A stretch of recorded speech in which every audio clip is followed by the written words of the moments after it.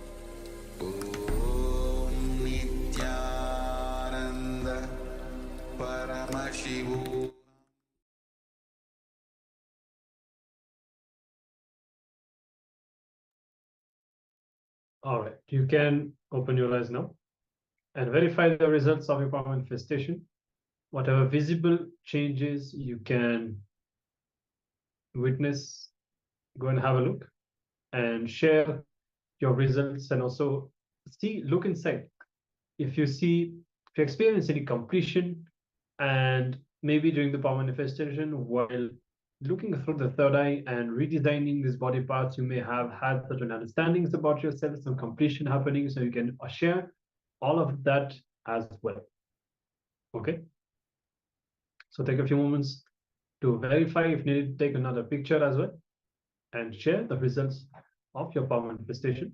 Yeah, that would be best. If you can take pictures of your power manifestation, then you can also share the results. You can share, yes, today I manifested the power of body sculpting, and I changed the color of my right eye from blue to green. Something like this. How cool is it?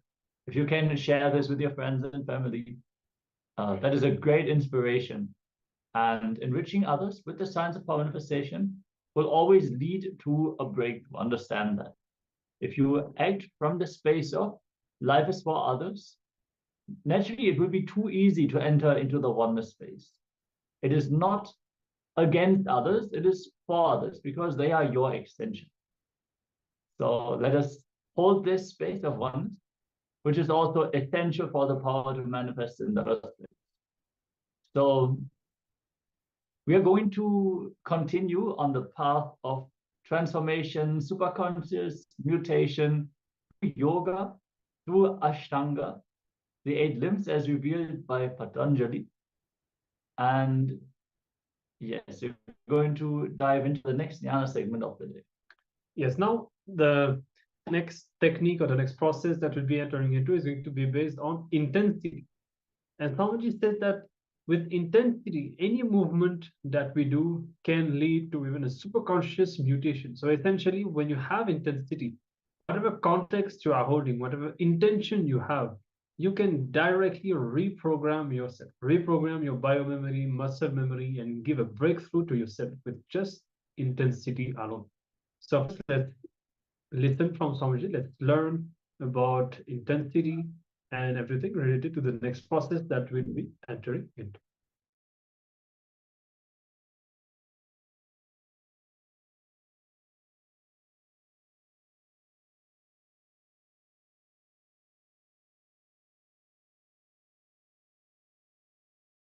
Say this sutra is favorite sutra of my own teacher, Yogi Yogananda Puri.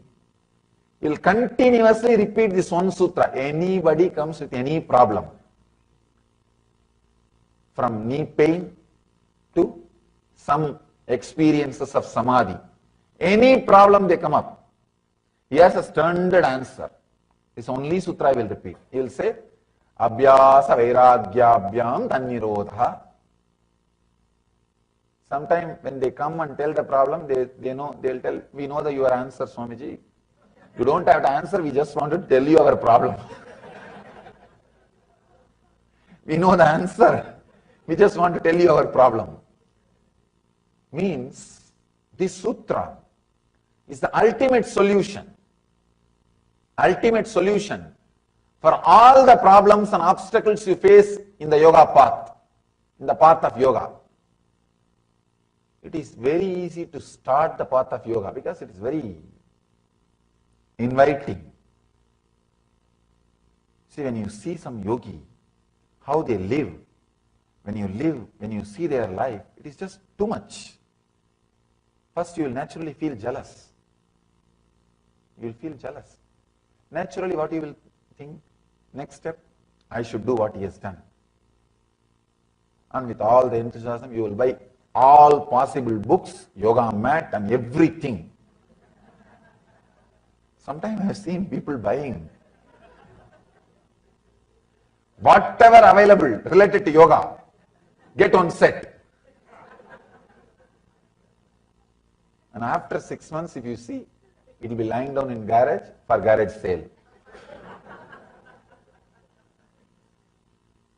This sutra is a solution for that. What you do is not the great thing. How you do, the intensity. Understand? when I asked my teacher about this one question, see, actually, he will make me do all kinds of things. He will ask me to climb the temple pillar, the temple where he was teaching me yoga. He will ask me to climb the pillar by holding the one hand. I'll go up and down, up and down, up and down. When I was very young. When I started studying these books, suddenly I discovered there is no sutra which says climbing the pillar is yoga. And he will torture me, asking me to climb the pillar up and down, up and down. And of course, that helped me in one way. Whenever I don't want to go to school, I'll climb the tree and sit on the tree. See, in the villages, the big problem in Indian villages is very small place. They will send a watchman to every house and bring the kids. You can't escape. So, but this watchman is a very old guy. He can't climb the tree. I'll climb and sit on the tree. He'll never be able to take me to school. And this guy will, my teacher will make me climb that pillar, up and down, up and down. And I read the book, it doesn't say it's yoga. I asked him, what do you mean by making me climb this pillar up and down every day? Nowhere I see this yoga. He made me understand. He gave me an important click. I can say it's a very strong click. He says, with a strong intensity, any movement done brings health. Understand? I can say, this is the basic sutra. A strong click with a strong intensity, any movement done is yoga. I can say, this is the basis of our Nitya Yoga. Whatever yoga I am teaching, this is the basic sutra of the Nitya Yoga. It is not adding more movements to your life. It is adding life to your movements. Intensity. With intensity, any movement done is yoga. Without intensity, even if you do so-called yogas, asanas, it will be more or less an exercise. It may create an effect of an exercise. With intensity, any movement done leads you to yoga. He says beautifully, with intensity and intention, any movement you do, it becomes part of your bio-memory. It becomes part of your prarabdha. Patanjali is the first subject I spoke in the planet Earth. At the age of 11, after my master, my teacher, taught me the Yoga Sutra thoroughly, first time he called a huge gathering of all his disciples and followers. His name is Yogi Yogananda Puri. They call him Raghupati Yogi, Yogi Raj Raghupati Yogi Maharishi. He called all his disciples and friends and devotees and everybody, asked me to speak the gathering, made me sit in the throne and got some people to do the regular Pada Puja, traditional Pada Puja.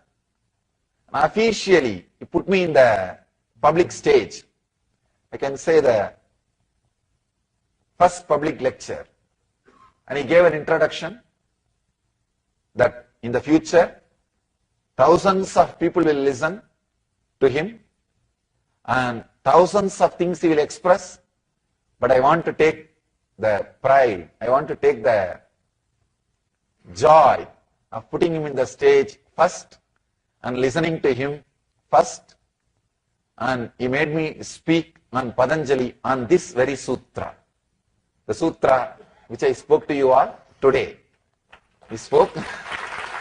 The first discourse I delivered, the planet Earth, the public lecture is this sutra on Patanjali. This is the concept. I did not expand as I expanded today, but the same this is the concept. This is the idea I spoke on Patanjali. That is why Patanjali is very dear to me, very near to me. He is a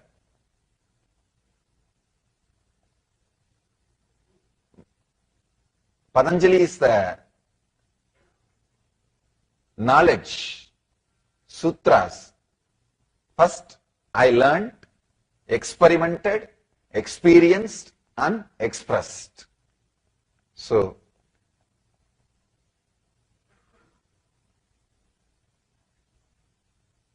I just remember Yogi Yogananda Puri, Raghupati Yogi, with a deep respect and reverence and joy for foreseeing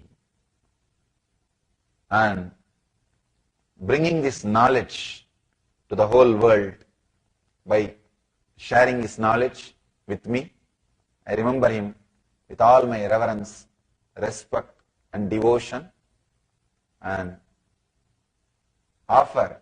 dedicate this whole Yoga Sutra series and especially this today's discourse and the whole knowledge which I am sharing with you all at his feet with my reverence. We will continuously repeat this one sutra. Anybody comes with any problem, from knee pain to some experiences of samadhi, any problem they come up, he has a standard answer. This only sutra I will repeat. He will say, Abhyasa Vairagyabhyam Tannirodha. Sometime when they come and tell the problem, they'll tell, we know your answer, Swamiji. You don't have to answer, we just want to tell you our problem. We know the answer, we just want to tell you our problem. Means, this sutra is the ultimate solution for all the problems and obstacles you face in the yoga path, in the path of yoga. It is very easy to start the path of yoga because it is very inviting. See, when you see some yogi, how they live, when you see their life, it is just too much. First, you will naturally feel jealous. You will feel jealous. Naturally, what you will think? Next step, I should do what he has done. And with all the enthusiasm, you will buy all possible books, yoga mat and everything. Sometimes I have seen people buying whatever available related to yoga, get on set. And after 6 months, if you see, it will be lying down in garage for garage sale. This sutra is a solution for that. See, when you start working inside your inner space, so many enemies you will face. So many enemies. I am not talking about the enemies of the outer space. I am talking about the enemies of the inner space, inner world. Please understand, Patanjali goes to the extreme of saying even extraordinary powers are obstacles. He explains the whole science. He explains the whole different powers through samyama, how you experience different powers, different energies. I myself have seen this great yogi, my teacher, expressing different kinds of powers. Just through sound, he will play whatever he wants. He will take a stone and create a sound as if he is hitting that stone with a hammer. That stone will give way, it will just break. And same way, he will create a sound as if he is throwing a stone towards a tree, the fruit will fall.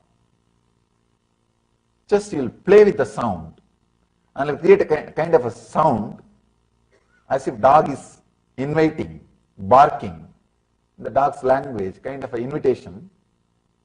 This whole surrounding, some 60, 70 dogs will gather around him. suddenly, and he will create some kind of a sound. The sound which gets converted into smell. Just by sound, he will create a smell. All the snakes in that area will start crawling around him. Kind of a dull smell he will create just by sound. All the snakes in that area will start coming near him. Means extraordinary powers. But he lived a very ordinary life. Very ordinary life. 14 kids. 14 kids. And very ordinary life. Simple life. Just like any householder. One house. And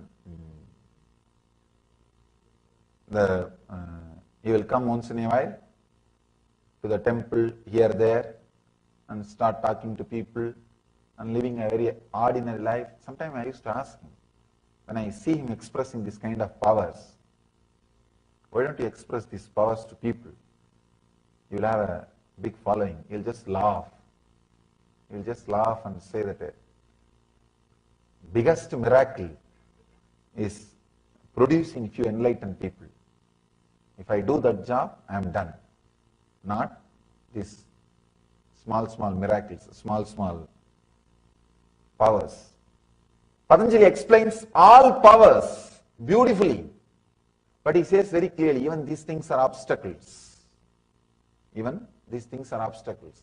What you do is not the great thing. How you do, the intensity. Understand? When I asked my teacher about this one question, see, actually, he will make me do all kinds of things. He will ask me to climb the temple pillar, the temple where he was teaching me yoga. He will ask me to climb the pillar by holding the one hand. I'll go up and down, up and down, up and down. When I was very young. When I started studying these books, suddenly I discovered there is no sutra which says climbing the pillar is yoga. And he will torture me, asking me to climb the pillar up and down, up and down. And of course, that helped me in one way. Whenever I don't want to go to school, I'll climb the tree and sit on the tree. See, in the villages, the big problem in Indian villages is very small place. They will send a watchman to every house and bring the kids. You can't escape. So, but this watchman is a very old guy. He can't climb the tree. I'll climb and sit on the tree. He'll never be able to take me to school.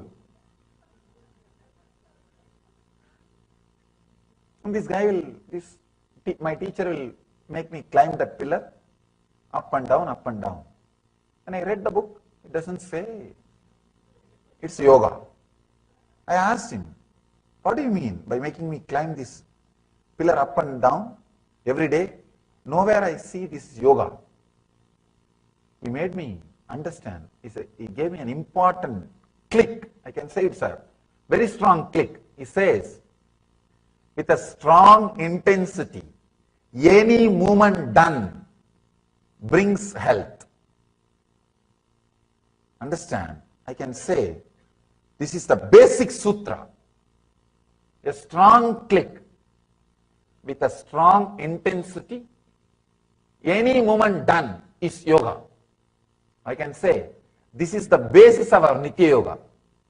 Whatever yoga I am teaching, this is the basic sutra of the Nitya Yoga. It is not adding more movements to your life. It is adding life to your movements. Intensity. With intensity, any movement done is yoga. Without intensity, even if you do so-called yogas, asanas, it will be more or less an exercise. It may create an effect of an exercise. With intensity, any movement done leads you to yoga. He says beautifully, with intensity and intention, any movement you do, it becomes part of your bio-memory. It becomes part of your prarabdha. Prarabdha is the energy which creates your body every day out of Hiranyagarbha. Please understand. Hiranyagarbha is the space where you rest every night. Every night you fall asleep into Hiranyagarbha, means the darkness which you experience in the deep sleep. The darkness which you experience in the deep sleep is the Hiranyagarbha space, the Garbha, womb of the cosmos. That's where you rest every day. When you come out, he has described very beautifully this one secret. He says, every day morning, with what kind of thought you come out of your Hiranyagarbha. You see, Hiranyagarbha is a place. Almost all memories are available. If you want to become a football champion, whatever is needed, health, intelligence, will be available. If you want to become a cricket player, all the things are available. If you want to play golf and become a champion, everything is available. If you want to become a rich man, all those memories are available. Hiranyagarbha is a place, the cosmic archives. Actually all memories, all intelligence, everything is available in the cosmic archive, in the Hiranyagarbha. When you take your body, which thought inspires you to take your body, that kind of engraved memories, karma, you bring out of Hiranyagarbha.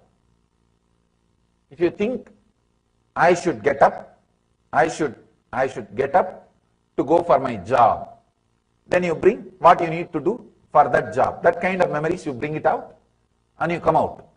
Every day, early morning, what you think, that kind of memory only will be inserted, downloaded inside your system to live your life. That is why the morning first thought is given so much of importance in our tradition. The moment you get up, you are expected to bring some divine energies and divine mantras and divine chants and divine feelings to your being, so that you bring that kind of prarabdha. See, every night is your death, every morning is your birth. I can say the long sleep is death, short death is sleep. Short death is sleep, long sleep is a death. So every morning when you get up, all the prarabdha is available for you. You can do anything. You can exchange. You may ask, this looks too much. This looks too big thing. It is.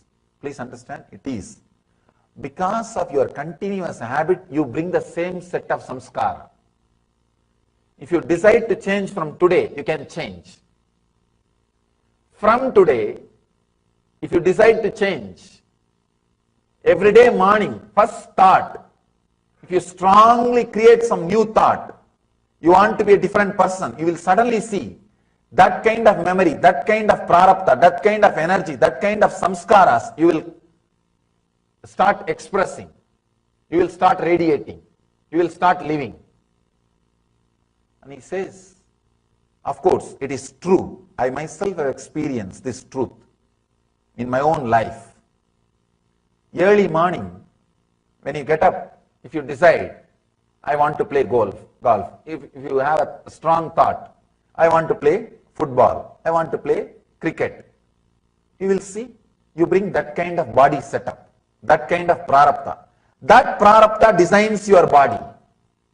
That prarabdha designs your body. He says, any thought which you strongly, intensely put inside becomes your bio-memory. And you will fall asleep with that. Next day morning when you get up, that kind of prarabdha you will pick up and come out and live. Try. If you want to try this. Ramanujam, the great mathematician, he says, when I come out in the early morning, I have all the answers for all the problems. All the answers for all the problems. Paramashivoham talks about this. He beautifully describes how to use the power of dream, or how to use the Hiranyagarbha, every night sleep. If you intensely think anything. Any of your action, anything maybe you are doing, just to fill that thought will become your prarabdha, and any movement you do for that will become yoga. Understand? Anything you do with intensity becomes yoga and brings health. When I understood this sutra, then I understood if I can carry the intensity, I should be healthy. Then all my movements can become yoga. Can become yoga.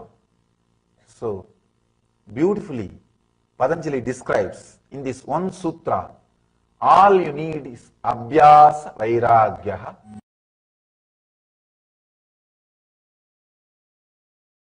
I was expanding on love current of Mahadeva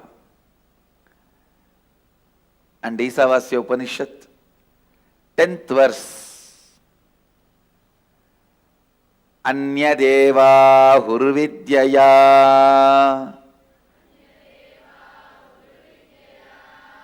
Anyata huravidyaya Idi shushruma dhiranam Enastat vichachakshire. Please recite along with me. Anyadeva hurvidyaya Anyata huravidyaya Iti shushruma dhiranam Enastat vichachakshire. Yes. The translation. It is said that by vidya, the knowledge cognized from the right context of grasping the truth, consciousness, and the superficial knowledge acquired from the wrong context of grabbing, without cognizing the subtle truth, certainly a different result is achieved. Similarly, it is said that by avidya, the authentic actions and the ignorant actions, a very different result is achieved. Thus, have we listened from those wise beings who have explained that absolute principle to us. Essence, the sacred secret, the key truth from this verse. The context you set for you. Please understand. The context you set for you before entering into action or life is more important than your decision of entering or not entering into life and what you do or don't do in life. Listen once more. The context you set before entering into life is more important than what you do or don't do in your life. Context. If you set the context of bhakti, your travel becomes pilgrimage. Food becomes prasada. Water becomes tirtha. Ash becomes bhasma. Music becomes kirtan. Man becomes human. Understand, setting the context is much more important than the action, commission or omission of acts. Doing something or not doing something. Doing something or not doing something is not that important than the context. So all the outer world rules and regulations, whether it is simple traffic rules or the law of the land, is based on the action performed. Commission and omission of acts, because outer world can understand only that, outer world functions only with that, outer world can measure only up to that. In search of stability and surety, possibility is forgotten. Listen. Yes, outer world can grasp only that. Whether you walk in the left side or right side, you should walk or not in the left side or right side.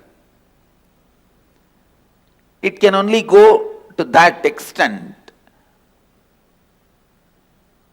Outer world can understand only that extent is not wrong, but they try to become fanatically declaring only that much exists is something seriously wrong.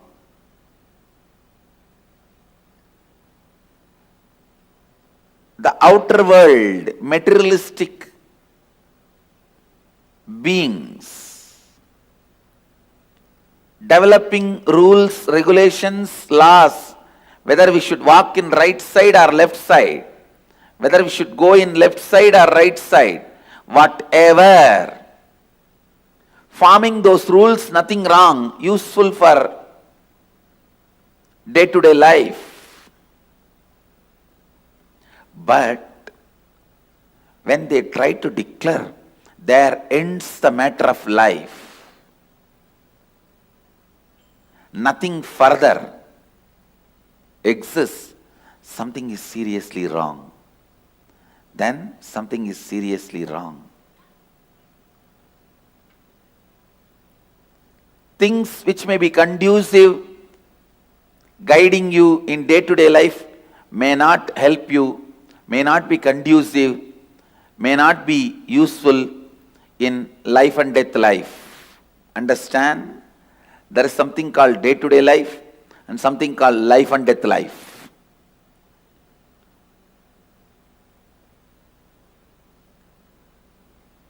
Which is conducive for your day-to-day life. Park in this spot, drive in this direction, walk in this place. These are conducive for day-to-day life.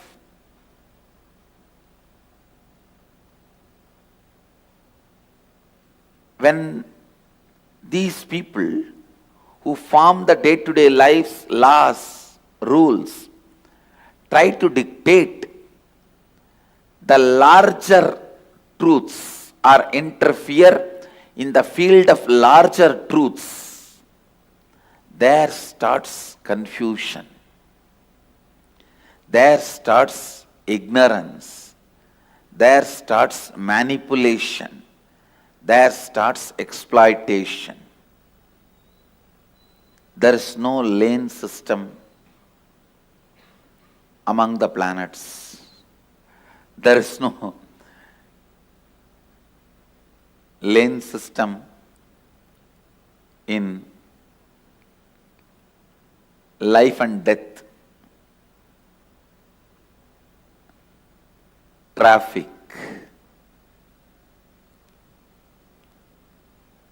Understand,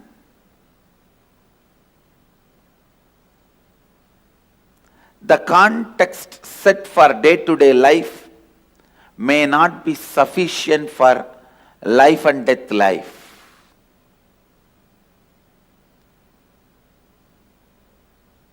When you are entering into the street You need to know traffic rules.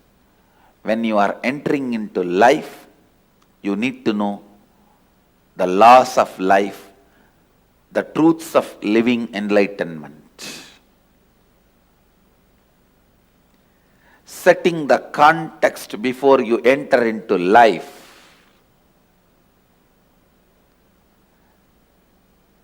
Please understand, life has no remote control. You have to get up and change it. Life has no remote control. You have to get up and change it.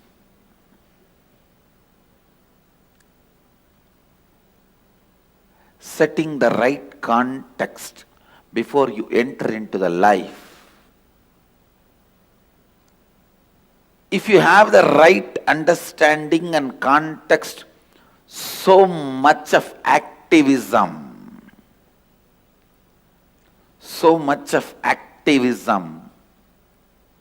will be there in you. Please understand, being alive, active, intensely active.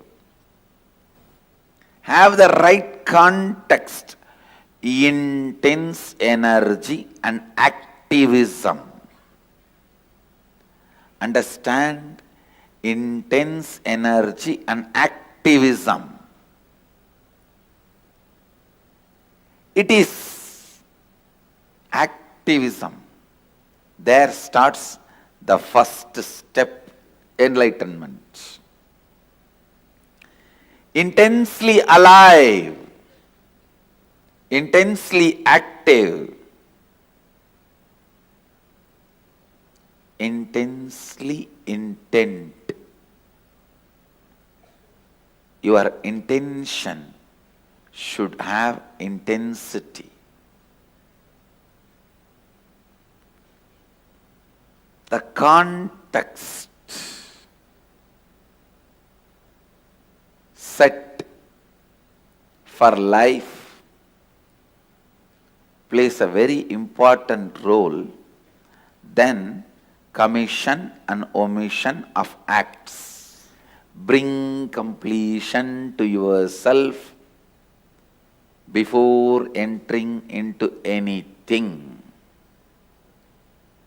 Bring completion into yourself before entering into anything. There is no hurry in life for you to jump into something without having completion and destroy it. Bring completion into your life. Purnatva, bring Purnatva into your life. Only when you enter into the space of Purnatva, you experience the love current of Mahadeva. Only then you experience love current of Mahadeva. Understand? The love current of Mahadeva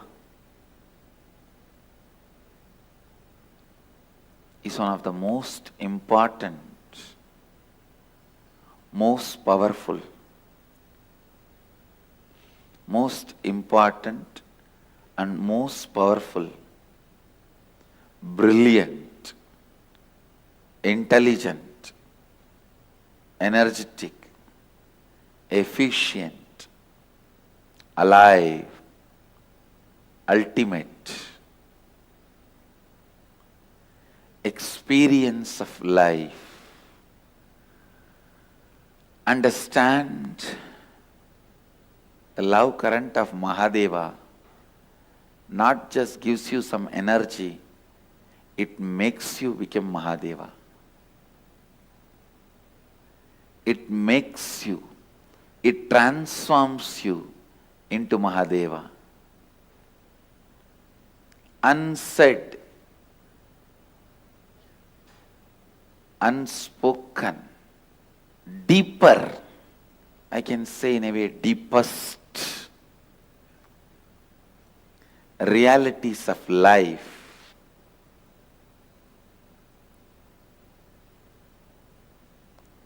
deeper, as I said, deepest realities of life. Understand?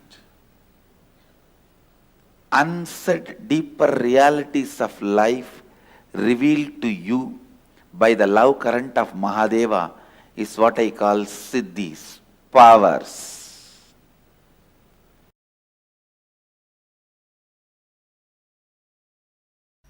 Identity completion. Understand? Identity completion. Listen to this word. This is the most prominent, most important, first quality of Shivagana. Person filled with Shiva. Shivagana means is length, breadth, depth, all filled with Shiva is a Shivagana. The first and foremost quality of Shivagana is identity completion, means make your old identity till this moment, the identity you carry, make it as redundant. Understand? Decide it is no more useful to you. Even if you feel, no, there are 2-3 things I can use from that. I was a doctor, I studied the whole MBBS. All that memory is there in that baggage. Shall I just pick up that and leave the remaining? No, I was a banker and my whole banking intelligence is there in that baggage. Shall I take that and leave the rest? No, I was a liar. It means whole thing is garbage. So can I take just that knowledge and leave the rest? Listen. Making your identity redundant does not mean you will lose memory. You are not going to become dementia patient. Don't worry. Making your identity redundant means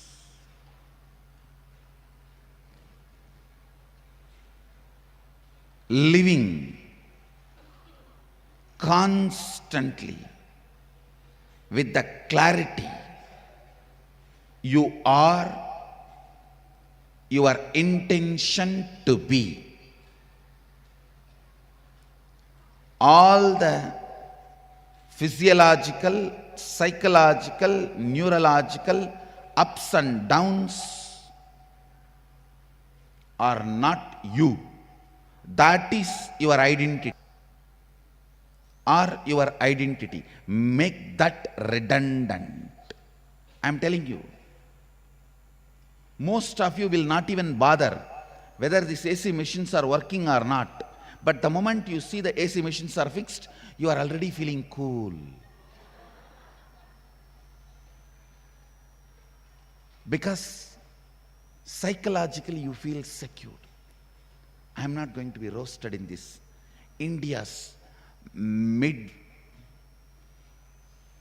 India's hot sun. Even for the whole 2 months, if it is not working, no one will even know it is not working. Most of our problems are all about your identity crisis, not reality. Bring completion to your identity. Your identity survives by constantly creating crisis for you. It makes you feel physiologically you are not right, psychologically you are not right, neurologically you are not right. Then in what part you are right?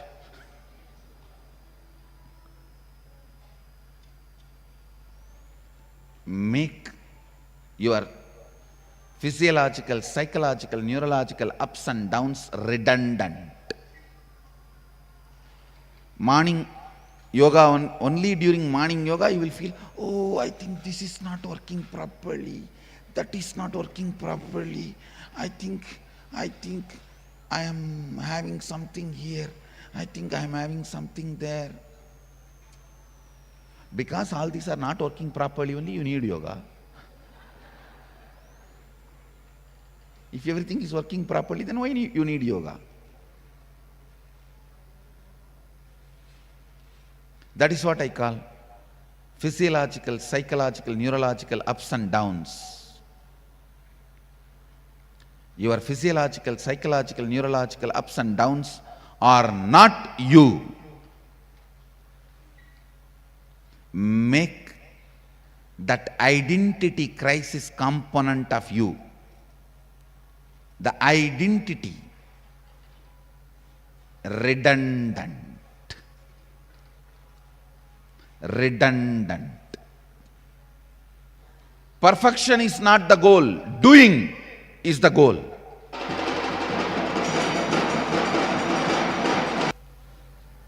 Make your physiological, psychological, neurological ups and downs redundant. Don't allow your physiological down, tiredness, psychological down, arrogance, agitation, irritation, jealousy, neurological down, going cranky. Don't allow any of this, because you are not that. Don't allow any of that to be part of you. You are not that.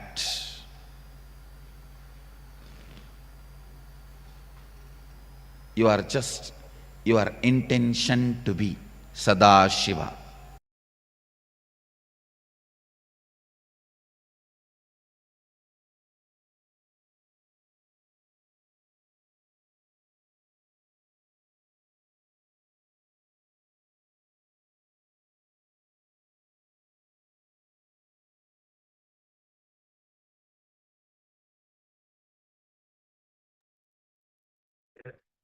So Swamiji said, you are not your identity, you are not your ups and downs. An important understanding, bring completion to yourself before entering into anything. Because there's no hurry in life to jump into something without having the space of completion. Finally, you will just destroy it. You'll end up in a mess. So always bring yourself to completion, to the space of Purnatva. And what happens is, if you don't take the time to come to completion, whatever you do, that space of incompletion, agitation, restlessness that you have inside will not lead to any good results. Now, the technique that we'll be doing now, the pranayama technique, will help us to enter into a thoughtless space where our identity has less influence over us and where we are more in a restful awareness, so that we can live in the space of completion. And even completing will not be a very arduous task. You don't need to sit with yourself for a long time with the mirror. Just the moment you see that you are agitated or you have an incompletion, that moment itself, you will just be able to center yourself back in the space of completion with a simple decision. So we'll be now entering into a pranayama, a breathing technique.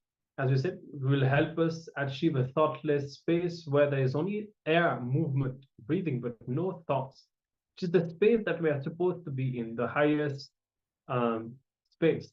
And now Swamiji says we just need to learn the sense of breathing without thinking.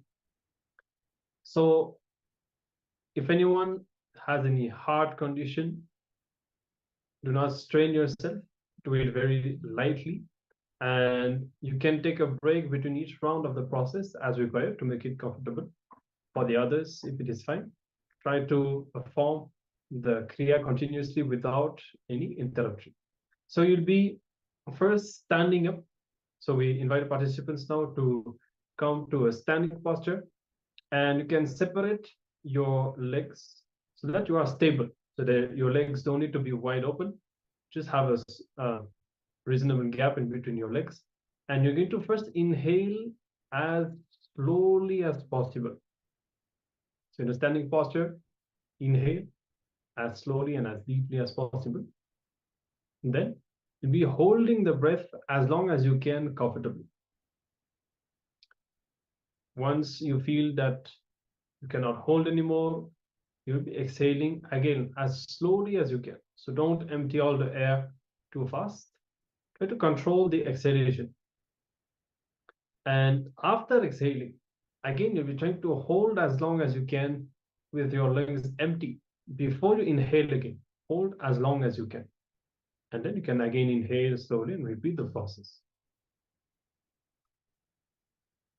So let's do that for a few minutes now. If you haven't started, you can do so now. Come to a standing posture and let's begin the pranayama.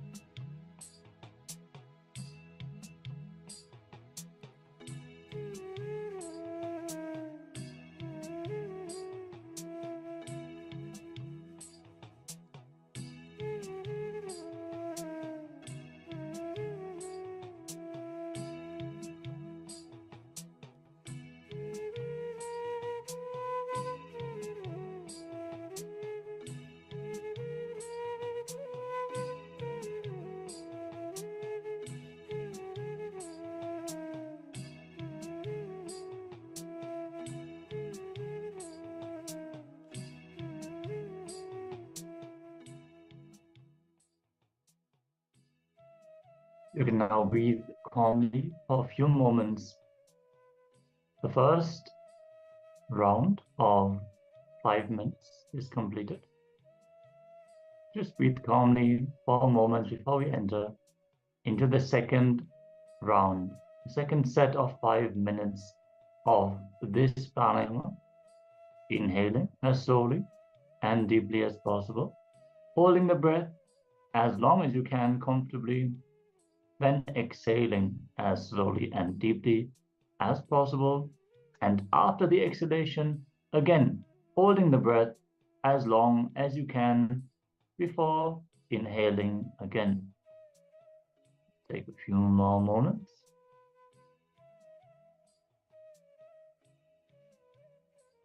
And now let us enter into the second round. Perform the pranayama once more.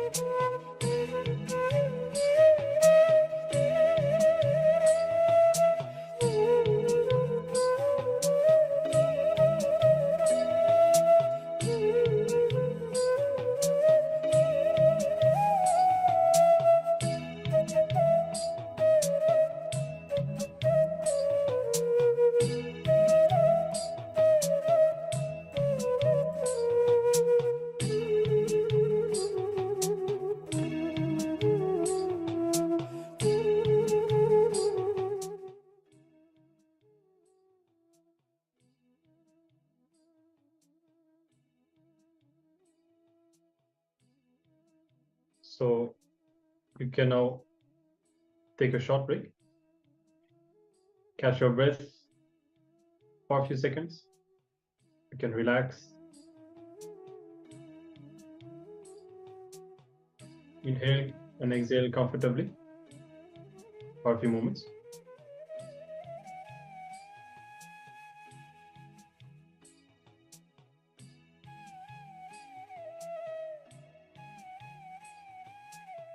Then you can give yourself a few more seconds and you'll be entering into the third and the final round of the pranayama.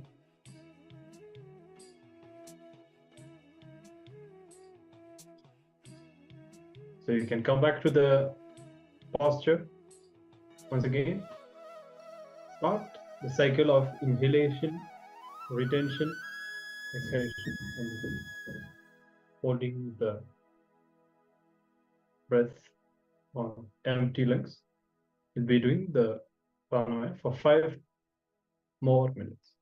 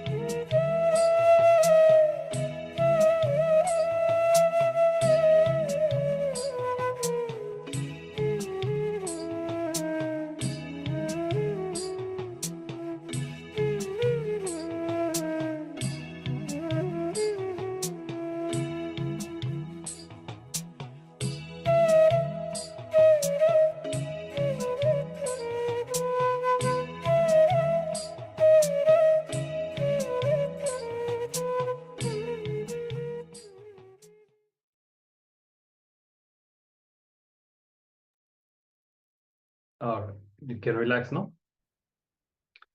This is simple but powerful pranayama to put us back in the zone of thoughtlessness, in a thoughtless space inside us. You can sit comfortably now. We'll be moving into the power manifestation. You'll surely be able to see and experience the benefits of this kriya. And we had a sharing. Agora Rupini said that she sat down, started sweating and feeling uncomfortable. Yeah, it's good that you sat down. That's perfectly fine. There will be deep detoxification happening inside you whenever you practice all of these techniques and so on. So it is mostly about that. Yes, Patanjali actually described the different stages of pranayama. So the first stage of pranayama, when you're doing it successfully, will be profuse sweating. If you go into the intense breathing. The second step that he describes is a tremoring of the entire body. And the final stage will be levitation itself. So it is exactly like Maharaj shared, it is a detoxification of the body. So the different pores of the body are opening up for you to be able to breathe through your skin itself. So it's very good that's showing that you're doing the pranayama with intensity now. Yes. So we'll be now entering into the power manifestation. And sit comfortably, and you may be able to see how the number of thoughts would have reduced inside you. So from this space, you'll be now manifesting the power of the body sculpting once again. Yes, with this intense energy that you have infused into the body, let us enter into the power manifestation. Once more, take a picture of that body part on which you want to perform the body sculpting. If you want to change your eye color, take a picture of your eye. If you want to change the length of your fingernails, take a picture of that. If you want to change the shape of your nose, take a picture of that. Just prepare yourself so you can have a comparison for before and after the power manifestation. Decide which body part you want to alter in this power manifestation, sculpt. And let's get ready. You can use your phone camera, that's perfectly fine. And once you're ready, connect to Swamiji. In your inner space, visualize Swamiji, and let us begin to chant the Mahavakyam. Om Nityananda Paramashivoham. Om Nityananda Paramashivoham. Om Nityananda Paramashivoham. Keep vibrating with the Mahavakyam. Let us enter into this round of the power manifestation.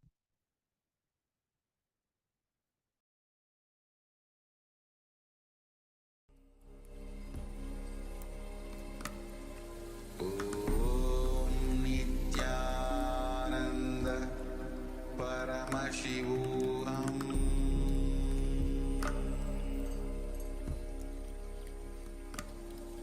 Om Nityananda Paramashivoham.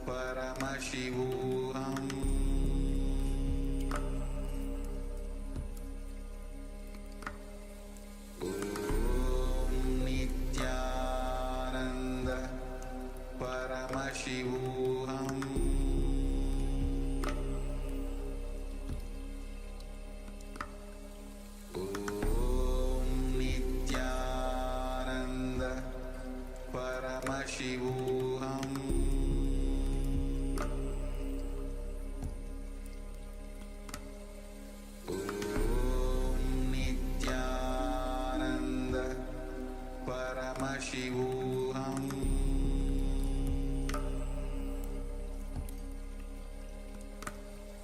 Om Nityananda Paramashivoham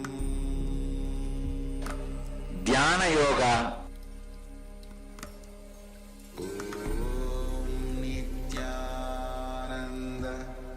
Paramashivoham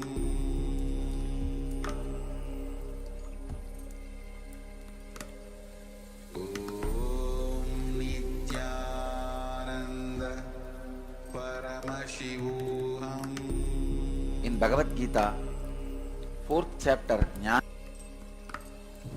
Om Nityananda Paramashivoham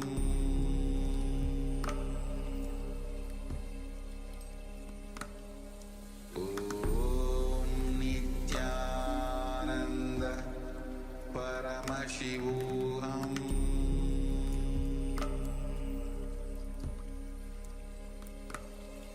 Om Nityananda Paramashivoham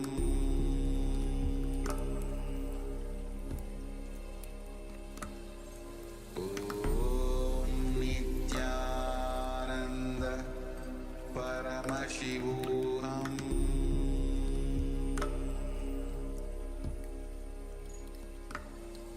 Om Nityananda Paramashivoham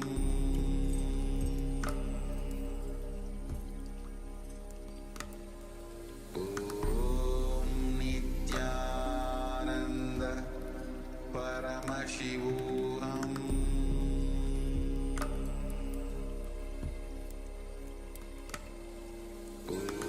Om Nityananda Paramashivoham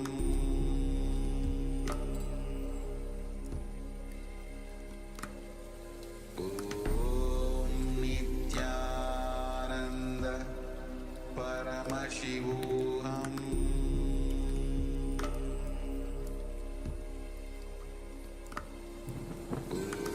Om Nityananda Paramashivoham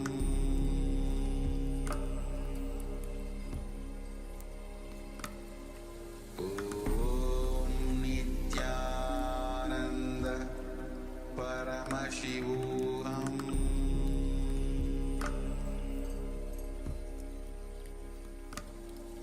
Om Nityananda Paramashivoham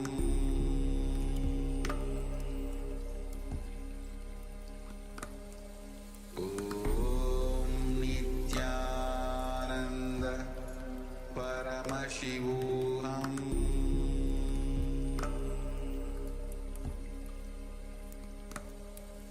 Om Nityananda Paramashivoham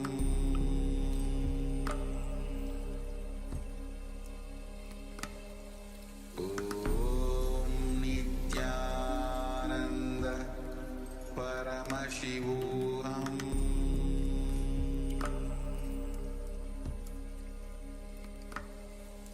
Om Nityananda Paramashivoham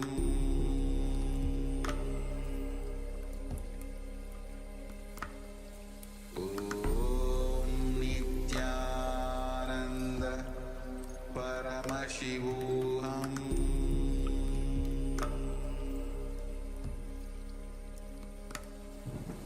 Om Nityananda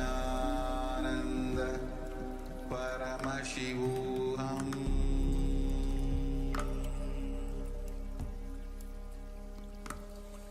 Om Nityananda